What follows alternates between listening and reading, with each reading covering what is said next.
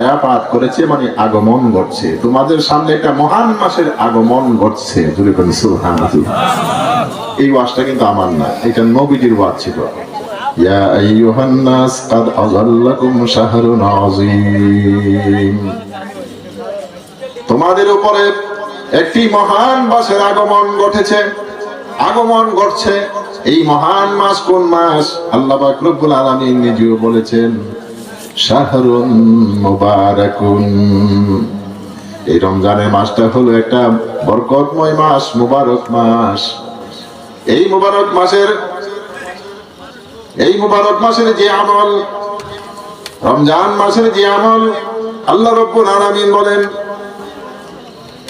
কুতিবা আলাইকুমুস সিয়াম কামা কুতিবা আলাল্লাযীনা মিন ক্বাবলিকুম লাআল্লাকুম তাত্তাকুন।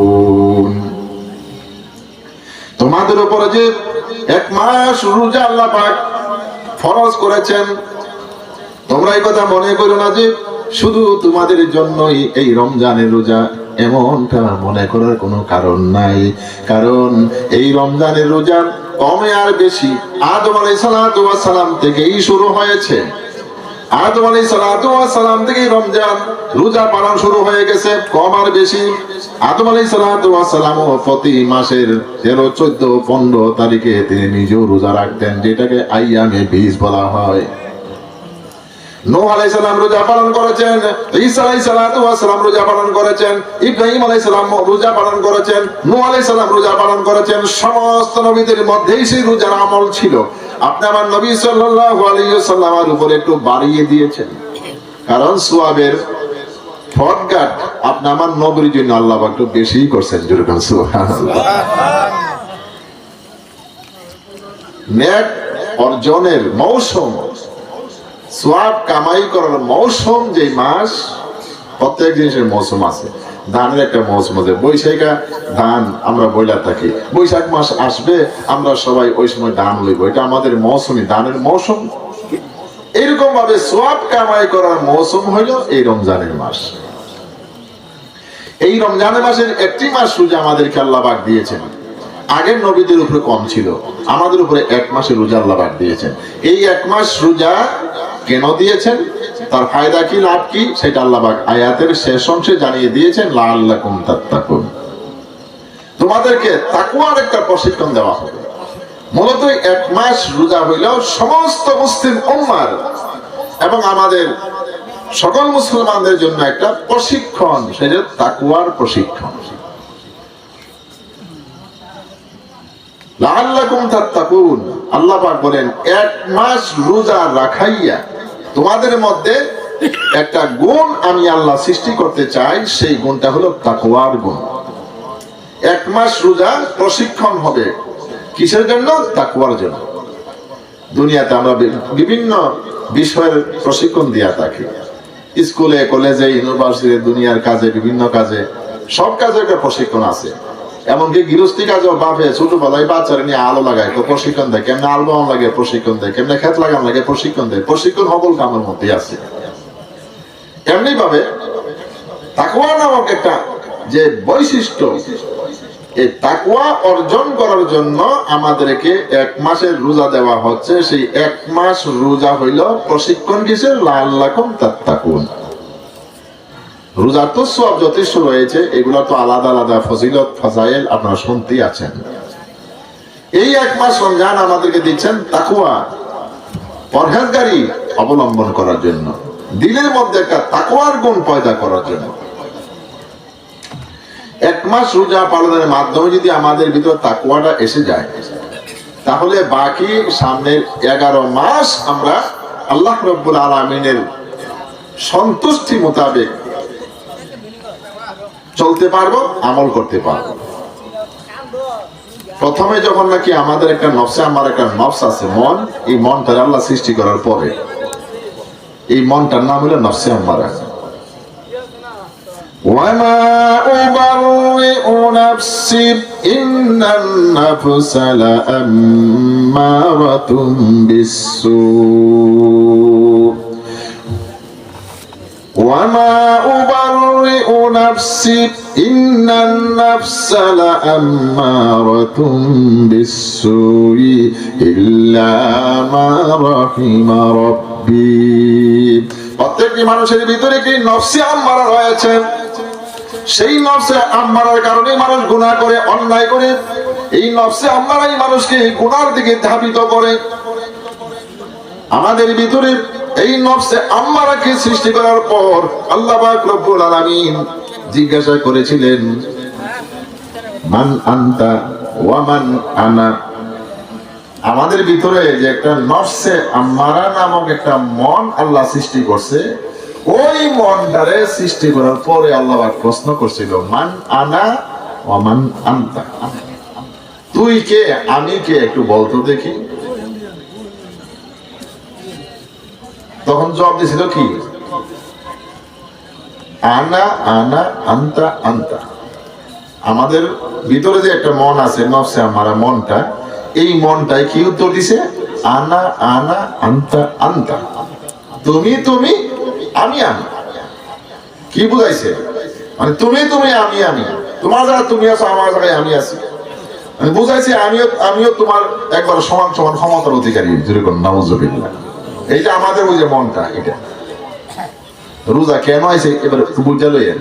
কেন আল্লাহ এক মাসের রমজান আমাদের জন্য দিয়েছেন, এটা বোঝার জন্য বলতেছি। আমাদের এই মনটাকে আল্লাহ জিজ্ঞাসা করেছেন, মান আনা, বলতো দেখি আমি কে। আমাদের এই মন উত্তর দিল, আনা আনা আনতা আনতা, তুমি তুমি আমি আমি। আল্লাহকে হের ভিতরে মারাত্মক অহংকারী। এই যে মানুষের ভিতরে আমি এই মনটাকে দেব, এটার মধ্যে মারাত্মক অহংকারী দেখা যায়। এই যে আমার সাথে অহংকারী দেখা, এই ফেরেশতারা, এই নফসে আম্মারা এই মনটাকে আমি মানুষের ভিতরে দিব। এই মন তো মানুষকে একেবারে পাগলা গোড়া বানাইয়া ছাড়ব, শয়তানের মুরিদ বানাইয়া ছাড়ব, শয়তানের ভক্ত বানাইয়া ছাড়ব।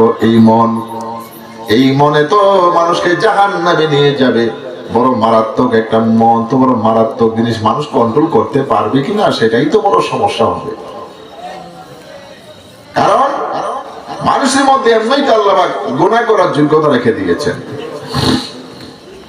ফেরেশতাদের মধ্যে গুনাহ করার স্বভাব নাই, যোগ্যতা নাই। মানুষের মধ্যে গুনাহ করার তবিয়ত রয়েছে, শক্তি রয়েছে। আল্লাহ এই তবিয়ত দিয়ে আল্লাহ বানাইছেন, শক্তি দিয়ে মানুষকে আল্লাহ বানাইছেন।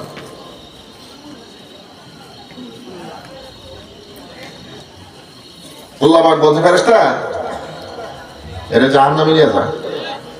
এই মন ধরে পাঠাইছে জাহান্নামে। জাহান্নামে ঢুকায় 100 বছর, একটানা 100 বছর এই জাহান্নামে রাখছে। 100 বছর আগুনের সাজা দিয়া তারপরে আল্লাহ বলছেন, ওরে আমার কাছে আবার আনো। যখন নাকি উঠাই আল্লাহ ভাইয়ের কাছে নিছে, তখন আল্লাহ কয়, মান আনতা ওয়া মান আনা। এই আবার বলতো আমি কে, তুই কে। ওই আনা আনা আনতা আনতা, তুমি তুমি ওই আমি আমি ওই। আবার এই উত্তরে দিল। আল্লাহ বলে, ফেরেশতা রে, অহংকারী তো গেছে না, ওর তো অহংকারী রয়ে গেছে, কঠিন অহংকারী। এখন ওরে কেমনে সোজা করতে দিব। এই ফেরেশতারা এখন থেকে খাওয়া দাওয়া বন্ধ, খাওয়া দাওয়া বন্ধ করে দিছে। এই যে খানা বন্ধ হয়েছে, বন্ধ এক টানা 100 বছর। 100 বছর রয়েছে অনাহারে।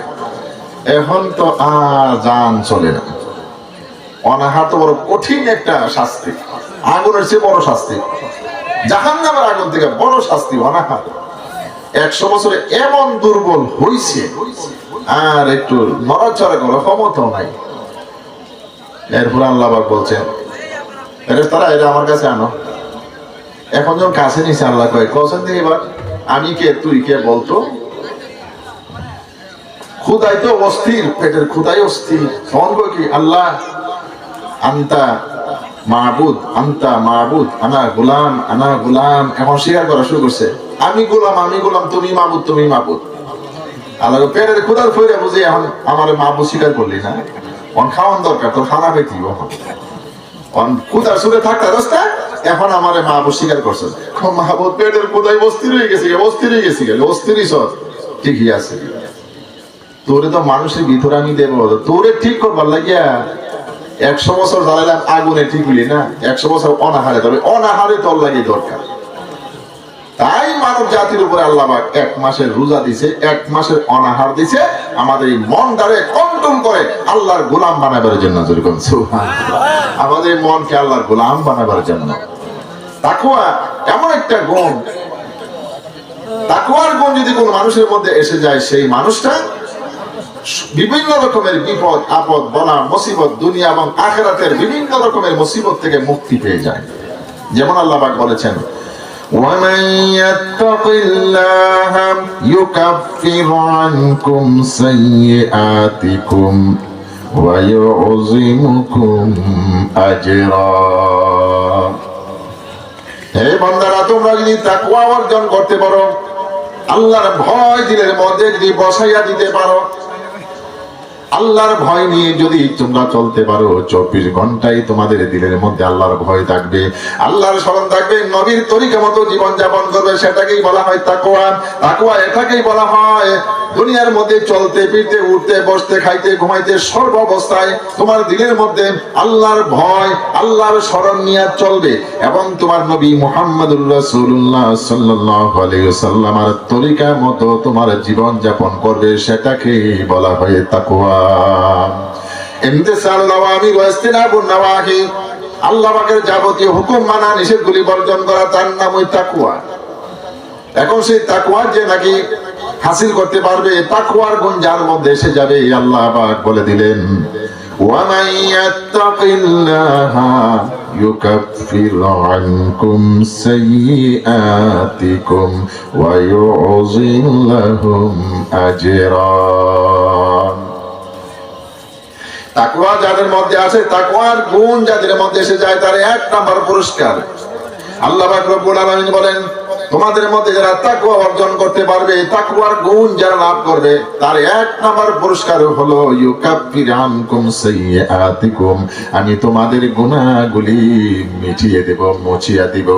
এই গুণ হাসিল করার কারণে আমি আল্লাহ তোমার জিন্দেগীর সবগুলি গুনাহ maaf করে দিব, আর তোমার মধ্যে কোনো গুনাহই থাকবে না, একবারে সব আমি আল্লাহ মুছিয়ে দিব। তাকওয়ার গুণ লাভ করলে 1 নাম্বার আমাদের জীবনের গুনাহ আল্লাহ maaf করবে, ওয়া ইউযিম লাহু আজরা। 2 নাম্বার হলো সবগুলি নেক আমলের বিনিময় আমি আল্লাহ বেশি বেশি করে দান করব। যেই কোনো নেক আমল করবে তার বিনিময় আমি আল্লাহ অনেক অনেক বেশি বেশি করে দেব। 1-এর মধ্যে 7 পাবে, 7-এর মধ্যে 10 পাবে, 10-এর মধ্যে 1000 হবে, 1000-এর মধ্যে লক্ষ পাইবা। আমি আল্লাহ এরকম ভাবে তোমাকে তোমার আমলের বিনিময় বাড়িয়ে দেব। 3 নাম্বার, ওয়া মান ইয়াত্তাকিল্লাহা ইয়াজআল লাহু মাখরাজা ওয়া ইয়ারযুকুহু মিন হাইসু লা ইয়াহতাসিব। 3 নাম্বার গুণ শোনো, হে মানব জাতি, তাকওয়া অর্জন করো, তোমার তাকওয়া আনার চেষ্টা করো। যদি তাকওয়ার গুণ তুমি হাসিল করতে পারো, তাহলে তুমি জেনে রাখো 3 নাম্বার যে পুরস্কারটা তোমার জন্য রয়েছে, সেটা হলো ইয়াজআল লাহু মাখরাজা। দুনিয়া বিভিন্ন রকমের সমস্যা এবং পরকালে যত রকমের বিপদ আপদ, দুনিয়ার বিপদ, পরকালের বিপদ, সমস্ত বিপদগুলোকে আল্লাহ পাক রব্বুল আলামিন বিপদ থেকে তোমাকে মাফ করবেন, নিষ্কৃতির পথ, মুক্তির পথ আল্লাহ পাক বের করে দিবেন। যদি তাকওয়ার গুণ তোমার মধ্যে আসে, দুনিয়ার বিভিন্ন রকমের সমস্যা সংকট বালা মুসিবত বিপদ আপদ, এই সবগুলো থেকে নিষ্কৃতির মুক্তির পথ আল্লাহ বের করবেন, এবং পরকালেও বিভিন্ন মুসিবত, হাসরের ময়দানের, ফুলসিরাতের, কবরের ঘাটির বিভিন্ন জায়গার বিভিন্ন মুসিবত আল্লাহ পাক তোমাকে মুসিবত থেকে আল্লাহ হেফাজত করবেন, বাঁচার মতো মুক্তির পথ আল্লাহ তোমার জন্য বের করে দিবেন। 3 নাম্বার এইটা। আর 4 নাম্বার হলো তোমার পুরস্কার, ওয়া ইয়ারযুকুহু মিন হাইসু লা ইয়াহতাসিব। আর দুনিয়া এবং আখিরাতের উভয় জগতের মধ্যে আমি আল্লাহ তোমার সমস্ত যত রকমের প্রয়োজন আছে সব আমি আল্লাহ পুরা করব। দুনিয়ার হাজত আমি আল্লাহ পুরা করব, আখিরাতের হাজত পুরা করব। ওয়ারযুকুহু মিন হাইসু লা ইয়াহতাসিব, এমন জায়গা থেকে রিজিক দান করব যেটা তুমি কল্পনাও করতে পারবা না, চিন্তাও করতে পারবা না।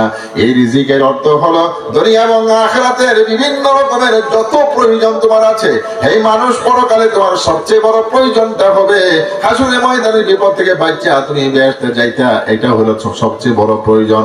দুনিয়ার মধ্যে বড় প্রয়োজন আমার খানার দরকার, আমার পরিবার পরিজনের মধ্যে সুখের দরকার, শান্তি দরকার, আমার দুনিয়ার জীবনের মধ্যে বিভিন্ন মুসিবতে বেঁচে থাকার দরকার। আল্লাহ পাক রব্বুল আলামিন বলেন তাকওয়ার গুণ হাসিল করো। তাকওয়ার গুণ হাসিল করলে চতুর্থ নাম্বারের পুরস্কার আমি আল্লাহ দুনিয়ার প্রয়োজন আখিরাতের প্রয়োজন সমস্ত প্রয়োজন গুলিকে আমি আল্লাহ পুরা করিয়া দিব। এই হলো তাকওয়ার চারটা গুণ। এই তাকওয়া যারা হাসিল করতে পারবে, অর্জন করতে পারবে, আল্লাহ পাক রব্বুল আলামিনের পক্ষ থেকে এই পুরস্কারগুলি ঘোষণা করা হচ্ছে। আর এই তাকওয়া হাসিল করার জন্য পুরো একটা মাস আমাদের প্রশিক্ষণ দেওয়া হচ্ছে। এই এক মাস রমজানের মাধ্যমে আমাদের তাকওয়া লাভ হবে, তাকওয়া অর্জন হবে। তাকওয়া কি? ছোট্ট একটা ঘটনা কই, তোমরা একটু বুঝতে সহজ হয়ে যাবে। তাকওয়ার একটা ঘটনা কই। হযরত ওমর রাদিয়াল্লাহু তাআলা আনহুর একটা সিস্টেম ছিল, নিয়ম ছিল। উনি ছদ্মবেশে রাত্রিবেলা বের হতেন। রাত্রিবেলা বের হয়ে কে কি করছে, কে কোন অবস্থায় আছে, কে ওনাকে সমর্থন করছে, কে করছে না, কে ভালো কয়, কে মন্দ কয়, এই বিভিন্ন অবস্থা উনি একটু দেখাশোনা করতেন। রাতে ঘুরে ঘুরে দেখতো কে কোন অবস্থায় আছে। এমনি ভাবে রুটিন মোতাবেক ওনার এই রুটিন মোতাবেক কোন এক রাত্রিতে রাতের গভীরে মরুভূমির মধ্যে একটা ঘর দেখলেন। ওই ঘরটার কাছে গেলেন। ওই ঘরের কাছে যাইয়া উনি কান পাইতা ওই ঘরটার কাছে দাঁড়ায় শুনতেছে ঘরের মধ্যে বাচ্চারা কান্নাকাটি করে, বাচ্চাদের কান্নাকাটি শুনতেছে। এই বাচ্চাদের কান্নাকাটি শুনে চিন্তা করলেন ঘটনাটা কি। খুব মনোযোগের সহিত উনি বিষয়টা উপলব্ধি করছেন, দেখতেছেন। এর মধ্যে দেখতেছেন একটা পাতিলের মধ্যে কি যেন জাল দিতেছে, কেউ পাক করতেছে, আর বাচ্চাগুলি কাঁদতেছে। খলিফাতুল মুসলিমিন হযরত ওমর রাদিয়াল্লাহু তাআলা আনহু তিনি আস্তে করে ওই মহিলাকে সালামের মাধ্যমে জিজ্ঞাসা করেন, মা কি করছো তুমি, এর ভিতরে কি করছো গো? তখন সে বলতেছে, আমি আমার বাচ্চাগুলিরে ঘুম পাতাইতে পারছি না, আমার বাচ্চাগুলি পেটের ক্ষুধায় অস্থির, আমার বাচ্চারই পেটের ক্ষুধায় কাঁদতেছে, চিৎকার করতেছে, খাবার খাবার চাই, কোথায় খাবার দেব, খাবারের কোনো ব্যবস্থাও নাই। এখন ডেক্সির মধ্যে পানি দিয়ে জাল দিচ্ছি, জাল দিয়ে বাচ্চাদের বুঝাইতেছি পাক হইতেছে, তোরা একটু ঘুমা, তারপরে তোদের খানা দেব, এমনটা ওদের বুঝাইতে চাইতেছি। পাক হইতেছে বোঝাবার জন্য আসলে ব্যাগের ভিতরে অন্য কিছু নাই, পানি গরম হচ্ছে, আর বাচ্চারা মনে করতেছে মা তো ভাগ করতেছে। ওমর রাদিয়াল্লাহু তাআলা দেখেন সর্বনাশ, বড় মুসিবত। একটা মেয়ে মানুষ মরুভূমির মধ্যে বাচ্চা নিয়ে এত কষ্ট করছে, বাচ্চারা কান্নাকাটি করছে, মুখে একটু খাবারও দিতে পারছে না। জিজ্ঞাসা করলেন, তোমার এই অবস্থা, তুমি কি একটু রাজ দরবারে খবর দিতে পারো না? ওই মহিলা তখন বলতেছে, আমার এই দেশের মধ্যে যিনি খলিফা, যিনি প্রধান, যিনি রাষ্ট্রনায়ক, তার নাম হলো ওমর। সে যদি আমাদের মতো প্রজাদের খবর নিতে নাই পারল, কেন সে রাষ্ট্রনায়ক হবে? সে রাষ্ট্রনায়ক হইল কেন? প্রেসিডেন্ট হইল কেন? খলিফা হইল কেন? হাসরের ময়দানে আল্লাহর দরবারে তার ব্যাপারে আমি বিচার দায়ের করব। কিন্তু কথাটা কইতেছে কার কাছে? ওমর রাদিয়াল্লাহু তাআলা আনহুর কাছেই তো, খলিফার কাছেই তো বলতেছে। খলিফা তো এগুলো দেখার জন্য তো ঘোরাফেরা করে। এই খলিফার নামে আল্লাহর দরবারে বিচার দায়ের করব। আমি মরুভূমির মধ্যে বাচ্চাদের এত কষ্ট করব, আমাদের খবর লইবার সময় নাই, আমাদের খবর লইতে পারলো না। যদি এমনটাই না পারলো, খলিফা হইল কেন? খলিফাতুল মুসলিম ওমর রাদিয়াল্লাহু তাআলা শুই না আর দেরি করছে না, ওইখান থেকে দৌড়াইয়া আইসা পড়ছে করে বাইতুল মাল কোষাগারে। আইসা ওনার গোলাম আছে, গোলামের নাম হইল আসলাম। আসলাম গোলাম রে ডাকছে, এই আসলাম, আঠাব আঠার এক বস্তা আঠা, সেই আঠাগুলোকে মাথায় উঠাই দেওয়ার জন্য বললেন, গোলাম রে, ওরে আসলাম, বস্তাটা আমার মাথায় উঠাইয়া দে। গোলাম বলছে, খলিফাতুল মুসলিমিন, আপনার মাথায় বস্তা উঠিয়ে দেবে, এটা আমার কেমন কথা? সেটা তো হতেই পারে না। আমার মাথায় উঠাইয়া কোথায় নিতে হবে বলেন, সেখানে আমি তো পৌঁছাইয়া দিব, আমি তো নিয়ে যাব, আমাকে বলেন কোথায় নিয়ে যাইতে হবে। খলিফাতুল মুসলিমিন হযরতে ওমর রাদিয়াল্লাহু তাআলা আনহু বলতেছেন, আসলাম রে, তোর মাথায় উঠাইয়া দিব, তুই নিয়ে যাবি, কিন্তু হাসরের ময়দানে আল্লাহর দরবারে যখন জবাব দেওয়া লাগবে, তখন কি তুই জবাব দিবি? ওরে আসলাম, তোরে তো আল্লাহ জিজ্ঞাসা করবে না, আল্লাহ তো সেই দিন আমাকে জিজ্ঞাসা করবে, ওমর রে, কেন তুই খলিফা হয়েছিলি?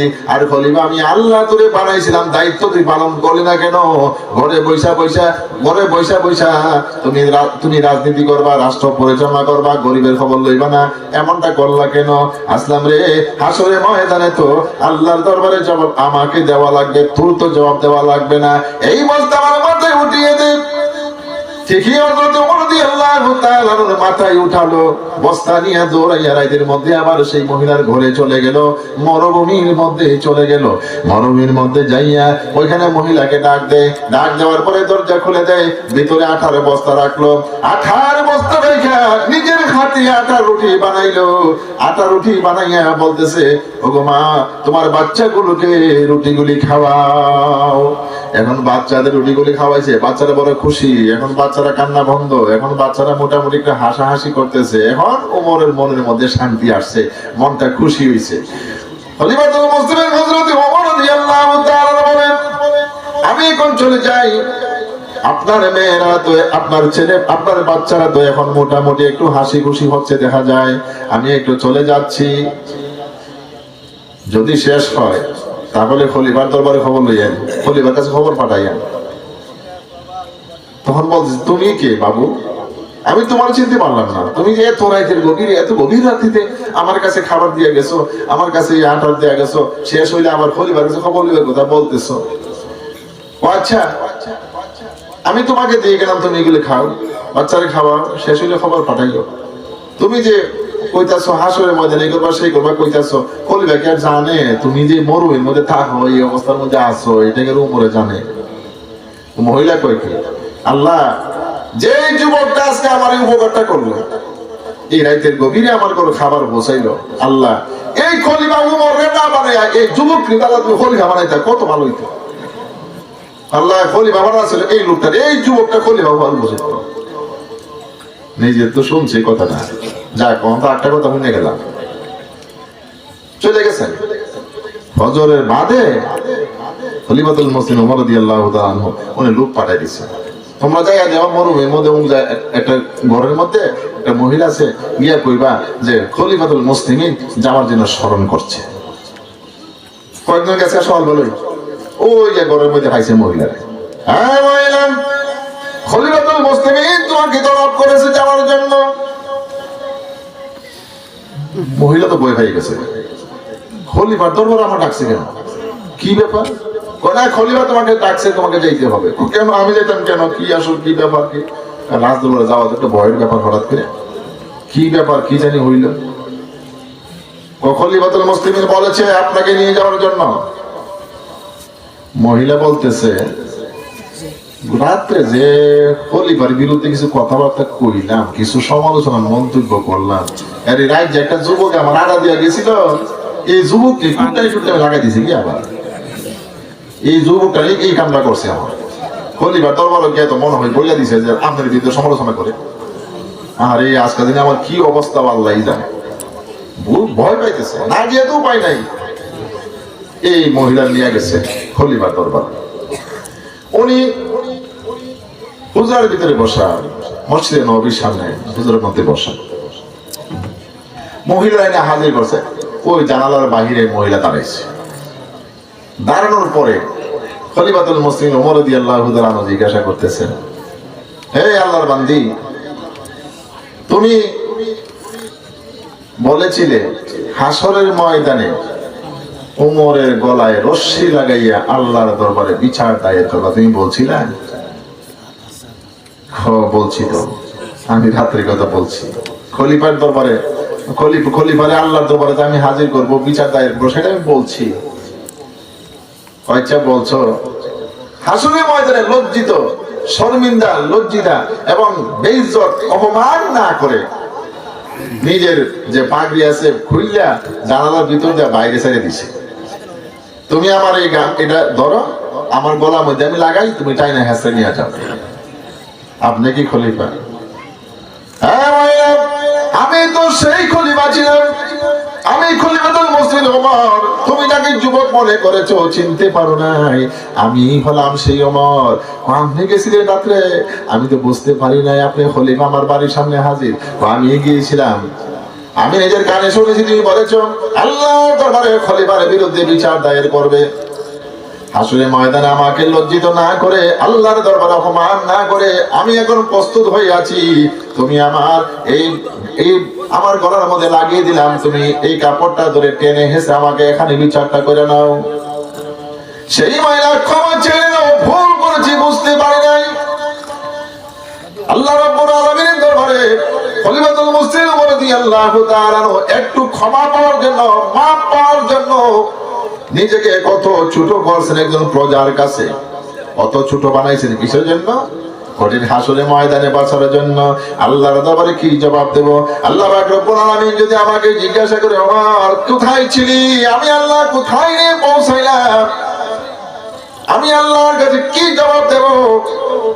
আর একজন মহিলা মানুষ, সেই মহিলা মানুষটিকে আল্লাহ পাক রব্বুল আলামিন কত বড় সম্মান আর মর্যাদা দিয়েছেন। একজন মহিলা মানুষের মধ্যে আল্লাহ পাক রব্বুল আলামিন এমন সম্মান আর মর্যাদাও রেখেছেন, হাজার পুরুষের মধ্যে যেই সম্মান আর মর্যাদা দেওয়া হয় না। কয়েকজন মহিলাকে আল্লাহ পাক রব্বুল আলামিন দুনিয়ার মধ্যে সার্টিফিকেট দিয়ে দিয়েছেন, ওরা বেহেশতের সার্টিফিকেট পেয়ে গেছে। মহিলা মানুষই হতো সার্টিফিকেট পেয়ে যায়, বেহেশতের সার্টিফিকেট। যেমন ভাবে আপনার নবী সাল্লাল্লাহু আলাইহি ওয়াসাল্লাম আম্মা জান খাদিজাতুল কুবরা রাদিয়াল্লাহু তাআলা আনহার ইন্তেকালের আগ মুহূর্তে পাশে বলেছিলেন, খাদিজা রে, কবর জগতে যাওয়ার পরে তোমার সতীনদের কাছে আমার সালাম খানি পৌঁছাইও। খাদিজাতুল কুবরা রাদিয়াল্লাহু তাআলা বলতেছেন, স্বামী গো, আমার এই জীবনে তো আপনি বিয়েও করেন নাই। খাদিজা রাদিয়াল্লাহু তাআলা আনহার মৃত্যু পর্যন্ত নবীজি দ্বিতীয় বিয়ে করেন নাই, একমাত্র বিবিই তিনি। আবার নবীজি বলতেছেন কি, কবরে যাওয়ার পরে তোমার সতীনদের কাছে আমার সালাম পৌঁছাইও। জিজ্ঞাসা করলেন, এখন আল্লাহর নবী, আমার সতীন আসলো কোত্থেকে? আপনি তো বিয়ে করেন নাই আমার আমলে, তাইলে সতীন আবার কে? কার কাছে আমি সালাম পৌঁছাবো? নবীজি বলেন, আরে খাদিজা, সতীন চিনতে পারো নাই? আল্লাহ পাক রব্বুল আলামিন বেহেশতের মধ্যে তিনটা মহিলাকে আমার সঙ্গে বিয়ে পড়াইবেন, ওরাই তোমার সতীন। ওরা বর্তমানে কবরে আছে। কে কে? এক নাম্বার হলো ফেরাউনের বিবি আসিয়া রাদিয়াল্লাহু তাআলা আনহা। আসিয়ার স্বামী কাফের ছিল, জাহান্নামী ছিল, দুজকি ফেরাউন। আর আসিয়া তার জীবনটাকে কুরবান করেছে আল্লাহর জন্য। দুনিয়ার রাজকীয় আরামায়েশ, সে একজন রাজার স্ত্রী হইয়া, রাজার বিবি হইয়া, দুনিয়ার এত বড় আরামায়েশের মালিক হইয়া সে আসিয়া সবগুলোকে ত্যাগ করেছে আল্লাহর জন্য। আল্লাহকে খুশি করার জন্য সব বর্জন করে দিয়েছে। হাসরের ময়দানে ওই আসিয়াকে আল্লাহ পাক রব্বুল আলামিন আমার কাছে বিয়ে দিবেন, আমার সাথে বিয়ে হবে, সে তোমার সতীন হবে। দুই নাম্বার, হযরত মরিয়ম আলাইহিস সালাতু ওয়াস সালাম দুনিয়ার মধ্যে বড় কষ্ট পেয়েছেন। কিসের জন্য? তিনি বলেছিলেন, মাবুদ গো, কুনতু নাসিয়াম মানসিয়া, আমি যদি মানুষের আলোচনা থেকে একবার নিশ্চিন্ন হয়ে যেতাম, ভুলের মধ্যে পড়ে যেতাম, কত না ভালো হইতো। কারণ আল্লাহর কুদরত প্রকাশ হয়েছে। মরিয়মের পেটে বাচ্চা, তার কোনো স্বামী নাই। স্বামী না থাকার কারণে পেটে বাচ্চা হওয়াতে অনেক সমালোচনা শুনেছিল, অনেক সমালোচনা তার বিরুদ্ধে হয়েছিল। যেই কারণে মরিয়ম মনে মনে বড় শর্মিন্দা, লজ্জিত হয়েছিল, দুনিয়ার মধ্যে বড় পেরেশান হয়ে পড়েছিল মরিয়ম। নবীজি বলে দিয়েছেন, এই খাদিজা, ওই মরিয়মকে আল্লাহ পাক রব্বুল আলামিন আমার সঙ্গে বিয়ে দিবেন। 3 নম্বর মুসা আলাইহিস সালাতু ওয়াস সালামের এক গুণ, মুসা আলাইহিস সালাতু ওয়াস সালামের রয়েছে এক গুণ, সেই গুণ এই 3 জন আমার সাথে বিয়ে দেওয়া হবে। 3 জন হলো তোমার সখী। খাদিজা রাদিয়াল্লাহু তাআলা বুঝতে পারলেন আসলে ময়দানে আল্লাহ পাক রব্বুল আলামিন আমার স্বামীর সাথে ওদের বিয়ে দিয়ে দিবেন। নারীদেরকে আল্লাহ পাক রব্বুল আলামিন কত সম্মান দিয়েছেন। হযরত ফাতেমা রাদিয়াল্লাহু তাআলা আনহার সাথে, ফাতেমা রাদিয়াল্লাহু তাআলা আনহার নবী তো বলেই গেছেন, ফাতেমা রাদিয়াল্লাহু তাআলা আনহা যখন কোন সময় নবীর সামনে আসতো, নবী এত কদর করতেন, এত সম্মান করতেন, নিজের মেয়েটাকে দাঁড়িয়ে যাইতেন, মাঝে মধ্যে দাঁড়াইয়া ফাতেমাকে টেনে কাছে আনতেন, এত সম্মান করতেন।